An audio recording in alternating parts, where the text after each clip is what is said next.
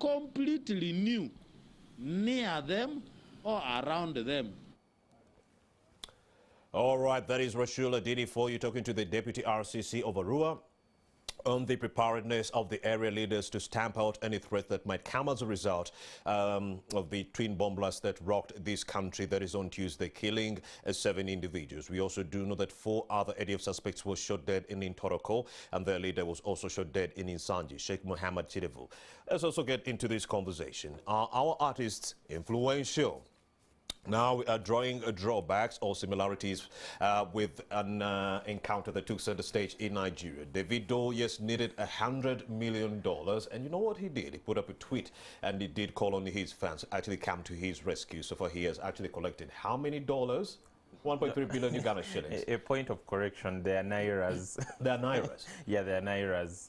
How much? At the moment, he has collected about 187 or something around. That is about 1.3 billion Uganda shillings. Just with a call to his fans, my car is stuck at the airport, can you help me out? How many fans would be able to do that for an artist right here in Uganda? The influence of the artists, not only what Davido did, but also your influence as a musician.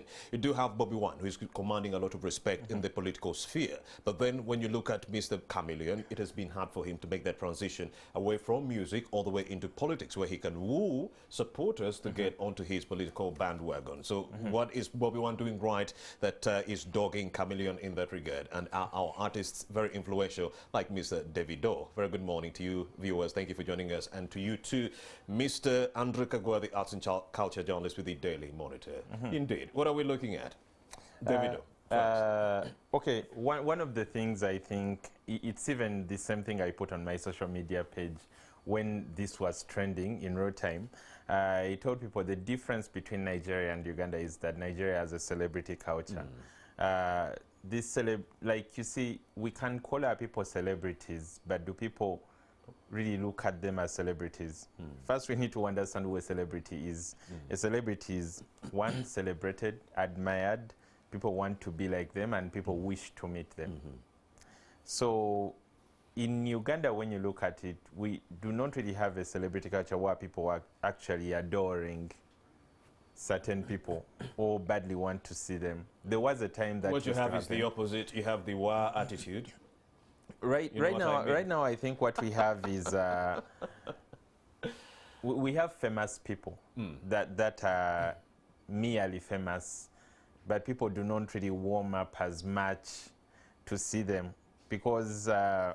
You see, I've dealt with Nigerian artists a couple of times, Nigerian and South African artists. I think with East Africa, I've tried to deal with Sauti Sol and Diamond. And one thing you will see from these artists that, as opposed to their Ugandan counterparts, is that it's not a walk in the park for you to get them, for you to get an interview with them. Celebrities in West Africa are not easily accessible, just like the celebrities in Uganda, where they are easily accessible. You can see them anytime you want to. So is that why we are not celebrating them? Like you see, the laws of demand and supply in economics, as we were told, the more something is scarce, there are more chances the values of that good will go up because it's scarce. The more something is available, there are more chances its value will go down because it's very accessible. It's not a bad thing for artists to be accessible. I think they just be way too accessible. For instance, if we wanted, we could get an artist to be here with us to talk about this. And that artist would have come whether he has music to promote, an album to promote, he would just showed up. Like, you don't usually get that with an artist like, say, Sauti Sol. You're not going to call them for an interview if they do not have anything to say. They also matters of security. They also look out for their own security. They don't want to just, make a saunter along Gaba Road, just walking and waving at people. You'd have haters swarming onto him, even though he has. The more fans you have, the more haters that will get on the bandwagon. So Davido, it would be actually very, very precarious for him to even walk on the streets of Kampala. Now we are in Lagos, right? The streets of Lagos without any kind of security guard. Even when he's performing, he's flanked with 5 bodyguards. This has never happened to Chameleone. Our artists would walk on the streets and they're protected by the same people they sing for. Truth is that he's rarely in Lagos. Indeed. Yeah, he's rarely in Lagos. I've been lucky enough to be in Lagos for at least a month, and you will not even chance to see one of their stars because they're rarely around. Like, okay, it all comes down to a fact that maybe artists or celebrities are way too accessible. Way too accessible than they should be. Mr. Kagwa, and they too accessible because of the, how secure the environment is. Because when they say we are going to go out and be in tandem with our people, our viewers, our listeners, they're not fearful of any drawbacks in terms of security that might actually befall them. For Davido, there are gangs within Nigeria. You can't just come out and say, I'm going onto the streets. They are kidnapping people who have no influence or status. So what about Davido? When they see him walking onto the streets, no bodyguard at all, he wouldn't do that. So I think some people believe this has something to do with the security consciousness of these artists in these countries where security is a problem. But in Uganda, Chameleone can walk on the streets, no kind of security, and no one will touch him. Or even Kabako. Who would touch Kabako? Why? There are very many guns in Kampala. They are not targeting artists. Very many. Like we do not know who they are targeting. I mean, we've had people that have been attacked, like those religious leaders that have been attacked and shot at. The reason has nothing to do with security. It has everything to do with an artist's vision, I should say. As an artist, you need to know that the more you avail yourself to the people is the more they will not be, like every time you avail yourself to a public, your value goes up. This is in contrast to what Bobby Wine did. He did just the same that you're saying. He availed himself with his Musabala. It worked for him. People would actually access him anytime they needed to. It worked He's for a superstar and he's a politician now. It worked for him because probably he had political ambitions. Now, it doesn't work for everyone that's probably not trying to be a politician. Like politicians will be accessible. Politicians will show up and they will shake everyone's hands, wave at everyone, because that makes them look like people of the people. There is that slogan they use, like you're a Montuwa. So could that be the reason why it was easy for Bobby Wine to break that bubble and transition all the way into politics, but then it dogged Mr. Chameleone because he acted like Davido of some sorts in a country where we don't really celebrate celebrities? It's not like we do. And then he tried to get into politics to woo these voters, and they were like, "Oh, you were so high and classy back in the day." It's not like we do not celebrate celebrities. We do celebrate celebrities. I mean, that's the reason why. But in a different way. That's the reason why you will find Ugandans paying more than 200K to go and see a foreign artist when they show up in Uganda. And then they will pay an extra 100K to actually go and have a meet and greet with them, where they're actually not even meeting them. They're just seeing them from a distance.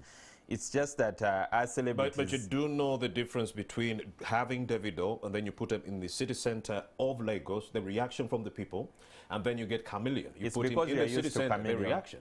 It's because you're used to Chameleone. All right. The reaction, the reason why we do not react the same way Nigerians would react when they see Davido is because Nigerians rarely see Davido. We are also used to Bobby Wine. Now, get him and put him in the city center. Bobby Wine has a different effect. It's a political effect. You would see SFC. It's a political effect. In a jiffy. When it comes to these artists... Besides the fans. When it comes to the artists, it's all about how much people are celebrating you or how much people actually want to see you. Like with most of artists, we kind of have that feeling that we shall see them tomorrow, next week, or probably next month. When it comes to an international artist being in Kampala, you are not so sure of when you will see them again or if you will even ever see them again. So that's why people get to react the way they react. But what I've been hearing from the citizens here, why they clamor for international artists and not the local ones, is that the international artists have a more better, lively stage presence when they get there to perform. No, Unlike our people who rather use a performance. CD, I mean, just mime over the CD. That's They're all besides the songs. performance. It's besides the performance. So the whole setup, It's the whole all production process it's all about of the concerts. No, it's all right now. I'm trying to talk about the person that's the celebrity, without looking at what they are going to do. Of course, on stage. this person is going to come with a better production house, you know, better performance and so forth. But then when we look at our local leaders, some people will actually go for a meet and greet when they do not even have any intentions of going for the actual show, I see, because of the stardust this person has around him. I see. And you can only build that yourself as an artist. You can only build that you, like, it's not something that other people will do for you. You can do that for yourself. Like in Uganda, the only way people can try to do that, okay, one person that has tried to do that, I think has been Juliana. The last time I remember Juliana was celebrating her birthday and someone put up 2 billboards. She wasn't even in the country. I see. Right. Now the fact that our government has not maximized on the influence of the artists, maybe to get them on board with this vaccination process, or even to woo people to wear face masks in this COVID-19 pandemic, could that be partly of the reason? Because the government learned at some point that our artists have no influence. No. The government doesn't understand how the creative economy works. Go ahead. Or how the artists are an influence. That's the only reason why they are not using them. It has nothing to do with the fact that they've realized they do not have influence. It's not like they knew they had influence. To begin with. Before Bobby Wine showed up, they had no idea the artists had influence. So it's not the reason they are not working with them. But still, the government has nothing to do with why Ugandans perceive the artists the way they perceive them. Those artists have themselves to believe. One thing I've noticed about artists in other places is that from the day someone goes to the studio for the first time, they know that their biggest amount of money is probably not going to come from a performance. So in our culture as Uganda, we believe a performance is what's going to pay your bills. So we do a lot to record a song, then we move around with it, making sure that it becomes a hit, with a perspective that if it becomes a hit, you'll be booked to perform. Not knowing that the more times you go on performing, is the more your value is going down, is the more people stop longing to see you, because they've seen you perform here, they've seen you perform there. Like you're everywhere. Yeah, you're everywhere. So by the time you announce your concert, literally people would have seen you perform your entire catalog at other people's concerts. I see. So can you equate what Davido did with influence? And if so, how about Singer Palazzo's quest to actually collect some 100 million Uganda shillings? Can he pull it off? But what Davido did, can you equate that with influence? Davido did what he did because he had influence. I actually have a feeling he wanted to prove to someone that he actually has influence. You see, when people believe and worship their celebrities can make them do things. So one of the things I noticed is that probably it's easier to do a fundraiser, say a vaccination fundraiser, to raise money, any certain amount, using celebrities in Nigeria. You might know it has not been very easy in Uganda. Like, I mean, even when a certain celebrity has issues and there is a car wash, you find that people will not warm up to eat that much. And it all comes down to the influence those people have on their fans. Like, can they speak and their fans listen? In Uganda, celebrities can hardly speak and Ugandans listen, not because they do not love their music, they actually love their music. Actually, the variation right there, Andrew Kagwe, could be that our artists do not get some time off their busy schedule to actually interact with their fans. They spend too much of their time in the studio. They interact a lot with their fans, which is dangerous. But for Davido and alike, they might not produce a song, but they'll be online, chatting with their fans, replying to those comments and so forth. Actually, not all the time. Not all the time. They will put up very interactive social media posts, but they will not be down there to answer you or to interact with you. Like, most of the times, the distance you keep I see. from someone actually makes that someone want you more. I see. But how can an artist build genuine influence on his fans? They they can help that person transition into power and also champion a good cause, and maybe for the vaccination campaign, to do away with things like measles, polio, and so forth. Such campaigns. What would help a person transition, and how can that person build influence on the fans locally? Locally, I think it always starts with your product, the product you're selling, and in this case, the product you're selling is the music. So, one, you need to have very good music, and then on top of the good music, try to be scarce. Try to stay away from your fans a bit. You don't alienate them, but you kind of stay away from them. You're not going to be in a bar asking your fans to buy for you beer, and then on another day you're telling them to raise 100 million. Or you're not going to be on social media fighting with your fans, telling them you're rich, you can sustain them for a year, and then on another day you're showing up asking for 100 million. I hear you. Like, so you need to be very professional with the way How you're you dealing with conduct your yourself. audience.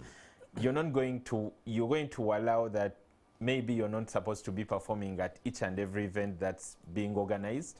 Maybe you're not going to be showing up in each and every open bar that's showing up, because it is good for you to be scarce.